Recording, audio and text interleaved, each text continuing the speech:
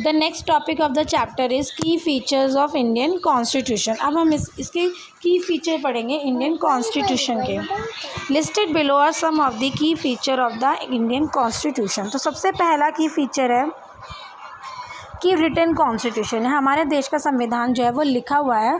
The Indian constitution is the lengthiest written document, सबसे बड़ा written document है world का। H V. Kamath mention in the constitution assembly that the Indian constitution is the bulkiest in the world. यहाँ तक कि एच.वी. कामत ने constitution assembly में mention भी किया था कि जो भारत का संविधान है वर्ल्ड का सबसे भारी संविधान है। The huge size of the constitution can be better understood if we keep in our mind the vastness of the country and the problem faced at the time of independence. अब हमारा संविधान इतना bulkiest क्यों है, इतना बड़ा क्यों है? वो इसलिए क्योंकि हमारे देश में बहुत ज़्यादा वैरायटीज़ हैं, वास्टनेस है, बहुत बड़ा देश है, और साथ ही साथ क्योंकि हमने आज़ादी के समय बहुत सारी प्रॉब्लम्स झेली थी, उन सभी प्रॉब्लम्स को संविधान में सॉर्ट आउट करने की कोशिश की गई है। सेकेंड है rigid as well as flexible. हमारा संविधान सख्त भी है, थोड़ा सा फ्लेक्सिबल भी है। The Indian Constitution is both rigid and flexible. Some part of it can be easily amended.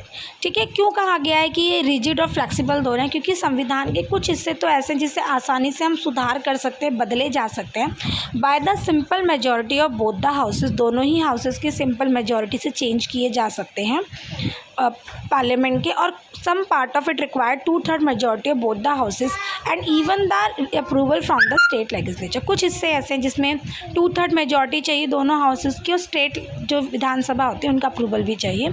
The procedure of amendment of the constitution is laid down in article 368, और साथ ही साथ आर्टिकल 368 में बताया गया कि किस तरह से ये प्रोसीजर होगा, कैसे अमेंडमेंट किया जाता है। तो कहीं पर आसानी से अमेंडमेंट हो जाता है, कहीं पर अमेंडमेंट करने के लिए काफ़ी ज़्यादा मेजॉरिटीज़ की, काफ़ी ज़्यादा लोगों के अप्रूवल की ज़रूरत होती है। थर्ड जो पॉइंट है that is federalism. It is the key feature of the Indian constitution. ये बहुत इंपॉर्टेंट फीचर है इस भारत के संविधान का। The federal form of the government usually has 2 tyres of government. Federal form में मोस्टली 2 तरह की सरकार होती है, one at the central level, एक केंद्र सरकार होती है, and other at state level, और एक स्टेट लेवल पर राज्य स्तर पर सरकार होती है। Indian federal structure is unique in the world, it has both federal and unitary features. Indian भारतीय संविधान की सबसे इम्पॉर्टेंट बात यह है कि ये फेडरल भी है, यूनिटरी, इसमें दोनों ही तरह की सरकारों के फीचर हैं। In a federal form of government both the level of government, central government national level पर है, स्टेट गवर्नमेंट प्रोविंशियल लेवल पर है, have their well defined jurisdiction and each tier enjoy independent powers. हर tier के पास अपनी independent power है, चाहे हम स्टेट गवर्नमेंट की बात करें, चाहे हम सेंट्रल गवर्नमेंट की बात करें। जो नेक्स्ट इसका फीचर है that is parliamentary form of government. The Constitution of India provides for the establishment of parliamentary form of government in which the entire administration is carried out in the name of President of India. Parliamentary form of government है India में, हमारे संविधान में बताया गया है। सारा का सारा जो एडमिनिस्ट्रेटिव वर्क है वो राष्ट्रपति के नाम पर किया जाता है, but the actual power remains with the prime minister. लेकिन एक्चुअल पावर किसके हाथ में होती है? एक्चुअल पावर होती है प्राइम मिनिस्टर और कैबिनेट मिनिस्टर के हाथ में, जो कलेक्टिवली आंसरेबल होते हैं पार्लियामेंट की। The movement no confidence motion is passed against the government in the parliament, the existing government has to resign.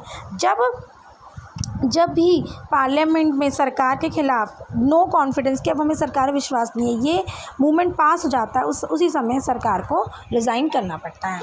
Next है division of power. The 3 organs of Indian government, हमारी सरकार के 3 अंग हैं, legislature, executive and judiciary.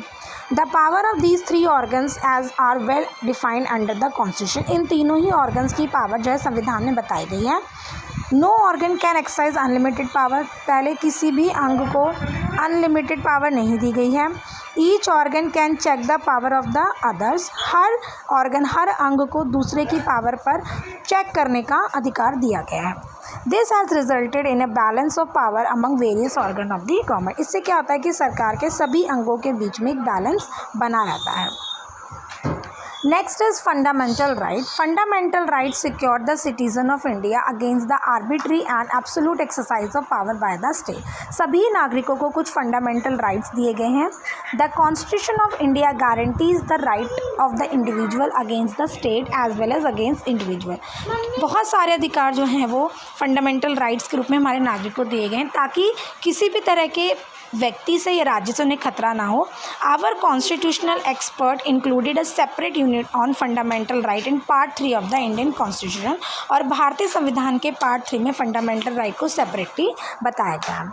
जो last इसका feature है हमारे संविधान का वह secularism. It is the most essential feature of the Indian constitution. According to the constitution it is mandatory that the nature of Indian state would be secular which mean that state would not officially promote any religion. भारत का जो भारत देश है, भारत का संविधान है, भारत देश है, भारतीय सरकार जो किसी भी एक धर्म को प्रमोट नहीं करती हैं. इसे कहते हैं सेक्युलरिज्म. जहाँ पर भारत को हम एक हिंदू देश नहीं कह सकते क्योंकि भारत किसी भी धर्म को प्रमोट नहीं करता है. तो ये भी जो फीचर है वो हमारे संविधान में लिखा गया है. So that's all for today. अब बाकी की टॉपिक्स हम कल पढ़ेंगे. जितना पढ़ाया गया आप उसको पढ़िए आज.